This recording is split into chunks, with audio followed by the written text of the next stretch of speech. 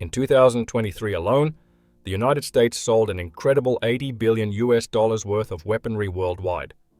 Key battlegrounds like Ukraine received a hefty $14 billion, while strategic partners Israel and Taiwan shared between $14 to $17 billion. But strip away these conflict zones, and you're still left with a whopping $49 billion in arms sales. Half of that, yes, a massive $24 billion, was sold to European NATO allies. With Donald Trump's escalating threats of tariffs and his audacious claims on NATO-allied territories like Greenland, he's pushing European allies, and hence the customers, to over half of the US's military exports to the brink. As a result, the long-standing reliance on US military hardware is quickly becoming untenable. And let's be honest, Europe has the capability to match, if not surpass, what the US offers in terms of armaments. I'm Tuomas, a former officer in the Finnish Defense Forces, and in this video, we'll dive into why Europe might soon slam the brakes on its dependence on American military technology if Trump keeps up his controversial tactics. In recent years, the US has primarily channeled significant arms sales to key European nations, such as Poland, Sweden, and the United Kingdom. Notably, these transactions have included Abrams tanks to Poland, Patriot air defense systems and HIMARS systems to various countries, as well as combat aircraft to Britain and the Netherlands.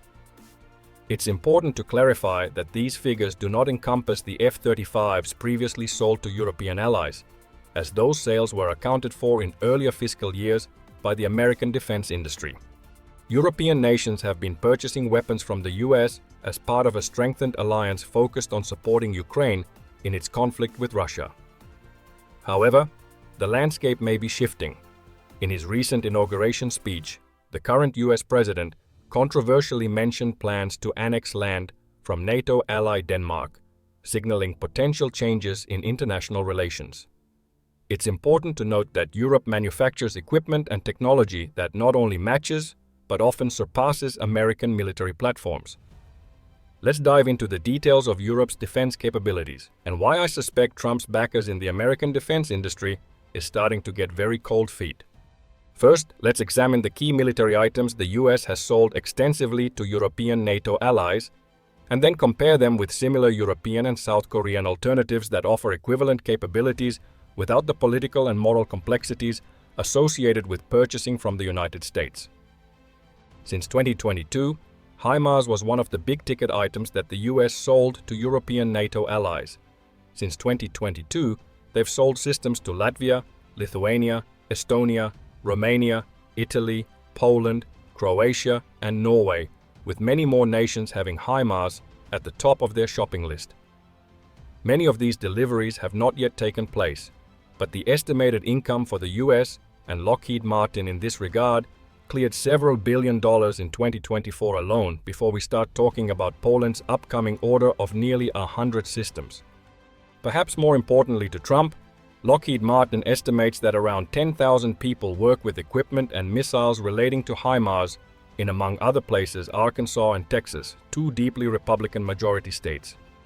The European and South Korean defense industries offer several viable alternatives to the American HIMARS system. Recognizing the need for a system made outside potential Trump tariffs, Lockheed has partnered with Germany's Rheinmetall to develop a new system specifically for the European market. Named GMARS, this system significantly enhances the existing Mars 2 system, which already includes contributions from Germany, Britain, and Italy, by featuring a dual-pod firing mechanism.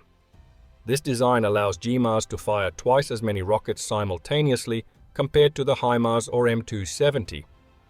While GMARS is currently undergoing promising tests, its pricing remains uncertain, though it is expected to be competitive with the cost of HIMARS, especially if you add potential tariffs on top of the current HIMARS price. The Netherlands, Denmark, and Germany are also working closely with Israeli Elbit Systems and also bring to bear a very credible alternative to HIMARS with the combat-proven EuroPULS system. The system operates rockets made entirely in Europe and Israel, and by looking at the price of the systems currently being adapted by the Spanish, Dutch, Danish, Germans, and Greeks, you get along the lines of double the amount of launchers, training, and ammunition if you compare it to current HIMARS pricing. Production of this system is currently taking place in both Germany and the Netherlands. Before the comment section gets cramped with people saying that it's not combat proven, yes it is. Both Azerbaijan and Israel have used this in active combat, and judging by the results it does pretty much the same thing as HIMARS, though one can question if fighting Hamas and Armenia brings the same sort of pressure on your launchers that Ukraine have experienced with their wildly successful HIMARS usage against Russia. If we compare the deals made for PULS and HIMARS in Europe, you can see that PULS is around half the price of HIMARS with training, ammunition and assembly, and that customers who buy PULS generally get a lot more bang for the buck. The biggest difference in this department is that HIMARS has some extra long-range variants, though Israel and its European partners are about to launch similar missiles for their own systems. We can't leave out the South Korean, Polish, and potentially very soon Norwegian-made Chunmoo or HIMARS.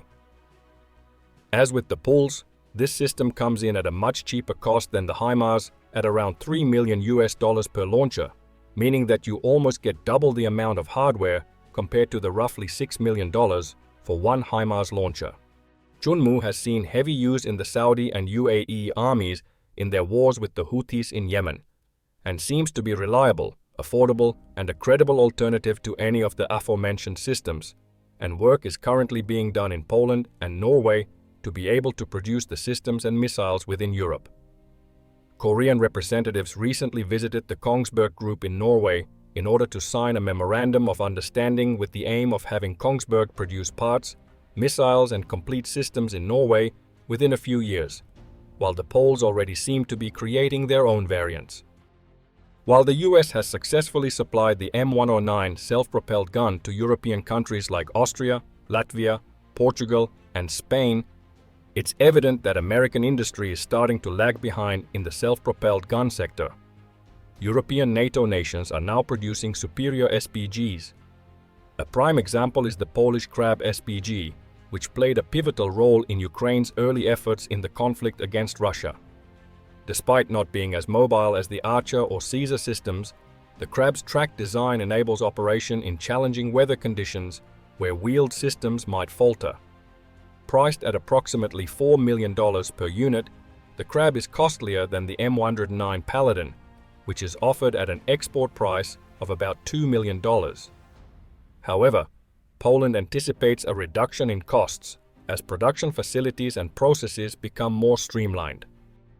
You can't really get far in a discussion on European artillery without mentioning the Swedish Archer and French Caesar. These two guns have achieved almost legendary status in Ukraine with their flexibility, rate of fire, and excellent counter-battery operations alongside the Crab. The producers of each system, Hägglunds and Nexter Systems, seem to have an ongoing fight about which systems can fire off an entire magazine before relocating, with the most recent Archer being able to set up, fire 20 rounds, and be on the move in 2.5 minutes, meaning that most of its shots won't land before the vehicle has moved, while the newest Caesar can brag about an almost identical firing rate.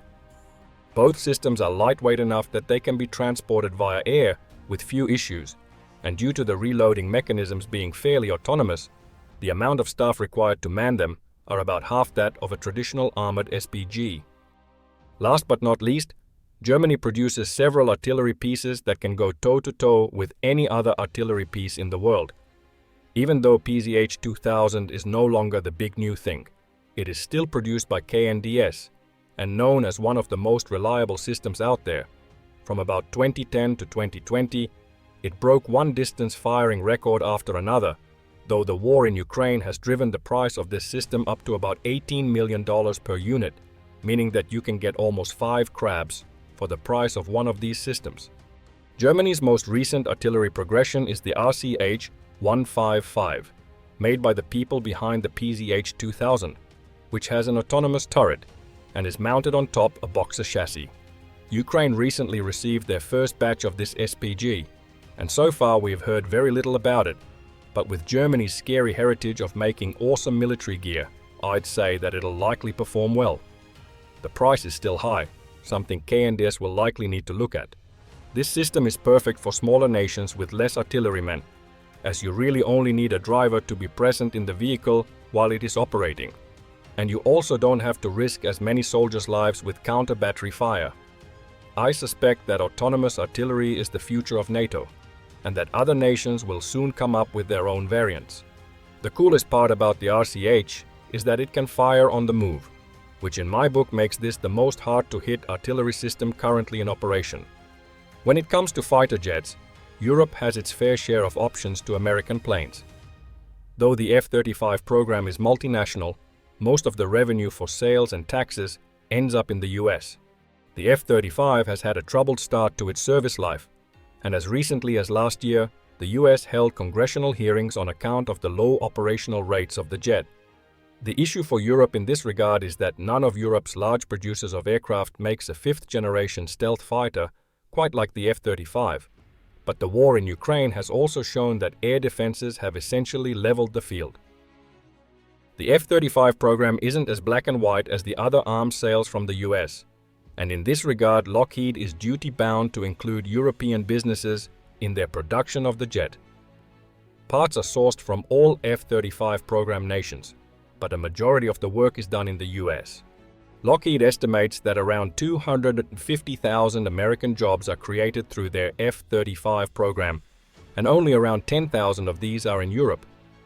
American states like Texas and Florida receives an economic impact of $9 billion and $19 billion from the program, with over 70,000 jobs being created from this program in these two states alone. Needless to say, I doubt that Donald Trump would do anything to risk that many jobs and that much revenue by imposing tariffs on European goods, but you never know. Sweden is likely the European country that has come the closest to matching the American defense industry when it comes to their fighter jets, with their most recent Gripen E performing superbly in tests and trials against other aircraft. What it lacks in stealth, it makes up for in electronic warfare and a much cheaper maintenance cost, as well as Saab's heritage of having their jets being able to take off from roads and working in a dispersed fashion. The Gripen E costs around $85 million per unit, roughly 20% less than the F-35's $105 million, though it is in the maintenance that these two aircraft's cost really differs.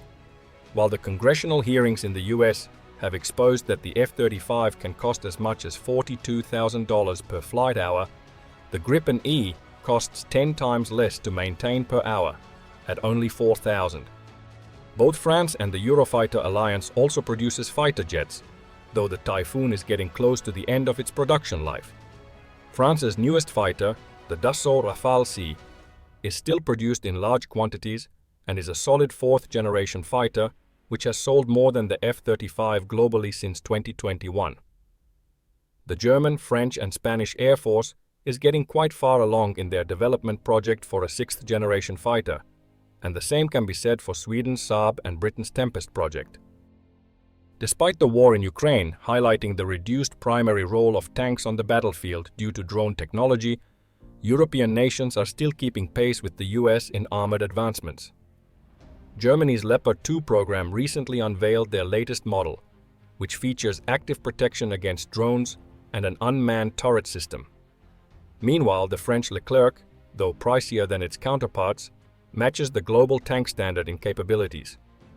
Over in the UK, the Challenger series has demonstrated exceptional survivability in Ukraine.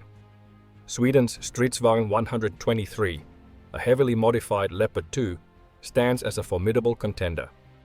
As for cost, the M1 Abrams from the United States is one of the pricier options, with newer variants costing between $8 and $9 million each. Germany's Leopard 2 is somewhat more affordable, with prices ranging from approximately $5 to $7 million for the latest models. The Swedish Stridsvagn 123, a derivative of the Leopard 2, tends to be slightly pricier due to additional enhancements, potentially costing between $7 and $8 million. On the higher end of the spectrum, the French Leclerc can reach upwards of $9 million, reflecting its advanced technology and lower production volumes. The British Challenger 2, meanwhile, falls into a similar price range as the Abrams, generally estimated between $6 and $8 million, depending on the specific model and contract terms.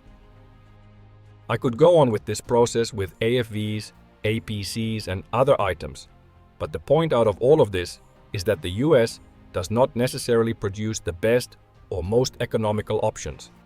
Many European nations bought from the US due to good relations. However, with Trump threatening allies and insulting his own billion-dollar military industry's biggest future clients, this will likely change. That doesn't mean that most soldiers in European NATO allied armies dislike US gear or personnel. It simply means that bullying us will likely mean that we'll find our own options. And the effect of that is that it'll hurt US jobs. Donations from the US defense industry to Donald Trump's party and campaign has in general been massive. And I suspect that once the first few weeks of Donald's term is over, he'll start getting some fairly angry messages from Lockheed Martin, General Dynamics, Raytheon, and all the other companies who sell American military products to NATO allies for billions of dollars each year. And the same goes for Republican senators in states like Texas, Florida, Arkansas, and Kansas who live and breathe through the defense industry.